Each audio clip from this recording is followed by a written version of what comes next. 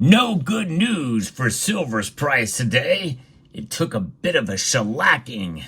But what does this mean, and how low can the prices go from here?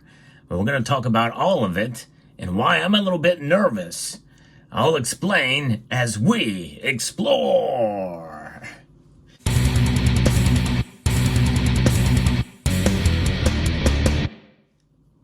During the summer months, I predicted a range for silver to trade somewhere between $27.50 an ounce all the way up to $31 an ounce. That's a pretty wide range for the summer doldrums, which I think we are in right now as the summer months begin. However, seeing the volatility in the market, that means that we're going to see moves like what we saw today. And let me just make this very clear, because some people say, well, it only fell 75 cents. And I'll get into the market report here in a moment. But when you think about day-to-day moves in the price, today was a pretty big move. It's just that it's becoming more routine. Still, it is largely something that we should consider and think about. And that's one of the reasons why I do these market reports, so you have an understanding of what moves the prices and how dramatic it can move from one day to the next. It's almost as if silver is trading like a crazy penny stock or something like that. It's nuts. But at the same time, there is a range, and that is the thing we have to think about when we're looking at silver's price movement in these directions. Because think about it, before March of this year, it would almost be unheard of to think about silver trading where it is now.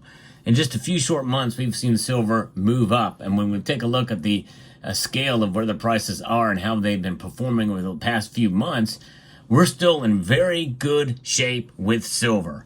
Let me repeat that, because I think it bears the repetition in this case. We are still in very good shape for silver overall. So this is just a little bit of a step backwards. However, when we think about all the steps we've taken forward, it's not that big of a deal. However, it may shake some of your confidence in silver's price movement, and it makes me a little bit nervous thinking about it because, the silver price is getting closer to that $28 level. It's still far above it. So what is the market what does it look like now? Moments before the markets close, every single metal, including rhodium, is down. In fact, rhodium and palladium both fell $50 today. Palladium got crushed, down over 5%. So those metals are pretty volatile, and they do tend to trade, and sometimes not along with the other commodities and metals out there, the platinum group metals specifically. And platinum is now below $1,000 again, down $15. That's a 1.5% loss. Gold, though, is really the winner of the day because it only fell $15.70, down 0.67%.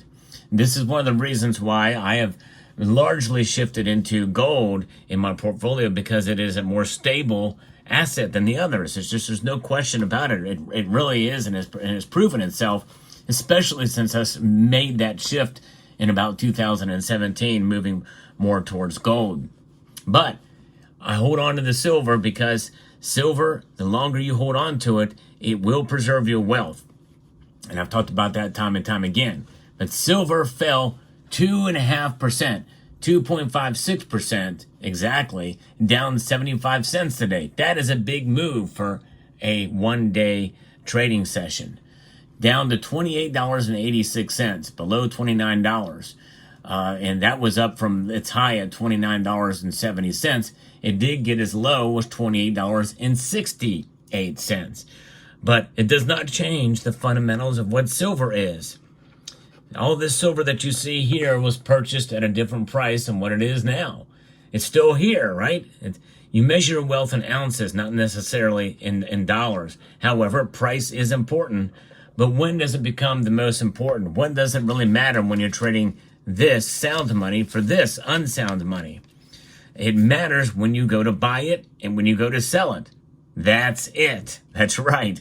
And so as long as you hold it, you hold the line through these kind of market fluctuations. And keep in mind that some people take opportunities with silver. If you can time your buys, you can sell it And yes, believe it or not, you can actually profit with silver if you time those markets.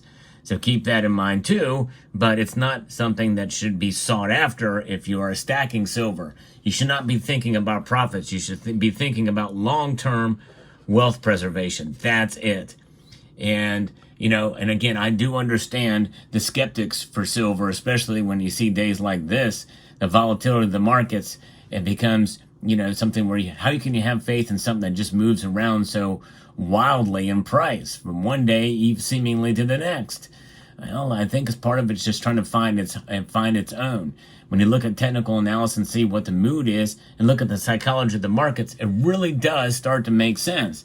In fact, many people feel that right now that for this week, we're going to see gold and silver remain within this range. In other words, we're probably not going to see much movement after today in one direction or another.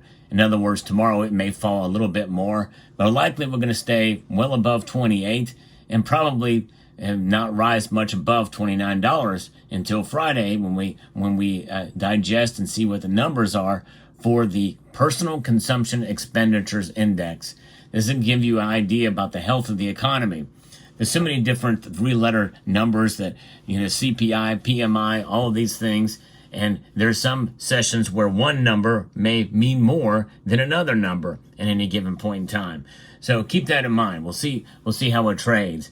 Now, there's another reason why I'm nervous, and I'm going to tell you what that is later in the video, so stay tuned. It's not really worth sticking around for, but we're going to have fun with it anyway. Maybe I can get some tips from you on how to get rid of this darn thing that I just found out as I was recording this video. Well, just before I started recording this video. So we see the price action. We see what's happening today. And the gold has a long-term uptrend, remains well supported. The short-term price action continues to be driven by uncertainty surrounding the Fed's monetary policy. What are they going to do in July? Likely going to keep rates the same, but what are they going to do in September? That's the only time that there's been a prediction that they're going to lower rates by a quarter point. So, there's a lot of things they're thinking about, with the release of the PCE data, considering the Fed's preferred inflation gauge could shake the markets and potentially cause gold prices to break out of their recent range, and silver will follow that, and likely follow in a much steeper direction. I took a poll in my chat or my live stream, my Sunday Night Market Watch, is to whether or not you thought that silver price would get above $30 and stay above there by Friday. Folks, that could very well still happen, especially if the data points in that direction. Because what it's going to do is going to potentially weaken the dollar, and that's going to strengthen this metal, silver. So keep that in mind. And some people think that it definitely could happen. Barbara Lambrecht, according to Kitco, who's a commodities analyst at Commerce Bank, said that she expects gold to remain range-bound until there's a clear view of the Federal Reserve's monetary policy. When will that come in? The PCE data is going to help us get some information or some insight on that. We think the upside price potential for gold is limited in the short term, as the first interest rate cut in the U.S. is only expected to take place at the end of the year. I think if it's going to happen in September for political reasons. While Friday's inflation data was the main event this week, gold and silver could see some volatility, and we saw it today for sure to the downside following the Conference Board's Consumer Confidence Report. Economists note that weaker consumer confidence highlights the risk of softer consumption, which would drag down economic activity ahead of this year's second half. So range-bound means that today's drastic move very well could be corrected tomorrow back up to above $29. We just don't know. But it's going to stay in this area. So we'll see what happens. But nonetheless, silver remains the metal that it has been for thousands of years. Its physical properties are still intact, no question about that. And its wealth preservation attributes remain intact. It's not going anywhere, for sure. Something else that's not going anywhere is these marks on my finger. That's why I've been reluctant to kind of pull some silver out and show you and finger it. I don't know how these got there. I tried washing my hands to get them off there, but they're not there. There's 1, 2, 3, 4 spots, and it's like I touched something and it stained my finger, but I have no idea what it is. So put the number 4 in there for each one of these spots, And let me know if there's anything I can use to try to get rid of these. You know, maybe like milk spots, you can't really get rid of them, maybe. I don't know. Can I use an eraser on there? Can I use acetone, bleach? You know, what could get rid of it? I don't know. Another thing, another little tip, a stacking tip for you, believe it or not. Yes, a stacking tip, even though this particular piece is well above spot price because there's several premiums involved. This is the Salivate Metal 2-ounce round.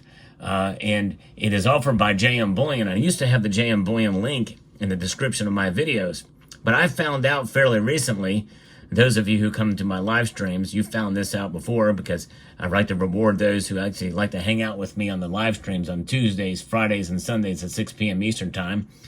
But this is actually considerably cheaper over at Provident Metals and other sites as well too that are under the JM Bullion moniker or the A-Mark Precious Metals name. You can find it cheaper. So check out and look at the price difference between JM Bullion and Provident Metals on this. The link to it is in the description of this video. I have a sneaky feeling that once these things sell out at Provident or JM Bullion or BGASC or whatever else, silver.com or one of the other sites that carry it, that they may not order anymore. I just don't know.